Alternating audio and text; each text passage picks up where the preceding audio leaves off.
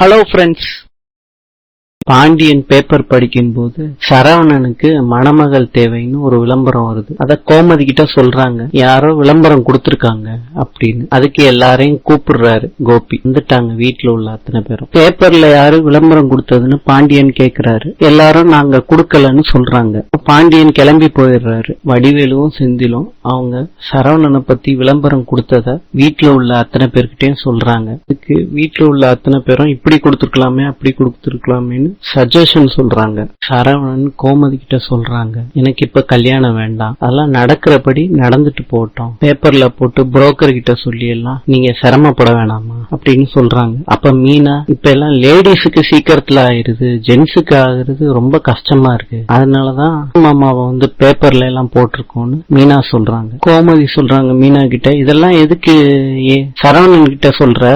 அத்தை, நான் நாட்டு நடப்பை பத்தி தான் சொல்லிக்கிட்டு இருக்கேன். மீனா கேக்குறாங்க சரவணன் கிட்ட, உங்களுக்கு கல்யாணத்துல விருப்பம் இருக்கான்னு. கோமதி, அதை எதுக்கடி கேக்குற, அவருக்கு ஏற்கனவே ஒரு லவ் ஸ்டோரி இருக்குன்னு நான் கேள்விப்பட்டேன் அப்படின்னு மீனா சொல்றாங்க. கோமதி, அதெல்லாம் ஒண்ணும் இல்ல அவனுக்கு அப்படின்னு சொல்றாங்க. பாண்டியன் கோமதியை பார்த்து சொல்றாங்க, காலையில பொண்ணு வீட்டுக்காரங்க போன் பண்ணிருந்தாங்கல்ல, அவங்கள நம்ம நேர்ல பார்த்து என்ன நடந்துச்சுன்னு நம்ம சொல்லிருந்தோம், சாயங்காலம் நான் வர்றேன் அப்படின்னு சொல்லிட்டு கிளம்புறாரு கடைக்கு. கோமதி கிட்ட சொல்றாரு பாண்டியன், சாயங்காலம் ரெடியாரு, நம்ம ரெண்டு பேரும் போய் பேசிட்டு வந்துரும், அதுக்கப்புறம் சரவணனை கூட்டிட்டு போலாம் அப்படின்னு சொல்றாங்க. கதிர் கிட்ட ராஜி கேக்குறாங்க, என்ன தேடுறேன்னு. கதிர் சொல்றாரு, ஒண்ணும் இல்லைன்னு சொல்றாரு. ராஜி சொல்றாங்க, என்னை பார்த்து ஏன் எரிஞ்சு விழுகிற, நான் ஹெல்ப் பண்ணதானே கேக்குறேன்னு சொல்லிட்டு திரும்புறாங்க. அப்ப வடிவேலு நிக்கிறார். நாளை சந்திக்கலாம். இன்று முதலமைச்சர் மு.க. ஸ்டாலின் பிறந்த நாள். இன்று ராமேஸ்வரம் சுவாமி ராமநாதர் விழா தொடக்கம். அஷ்டி விரதம். கோவை ஸ்ரீ கோணியம்மன் இந்திர விமானத்தில் தெப்ப உற்சவம். நாளை சந்திக்கலாம்.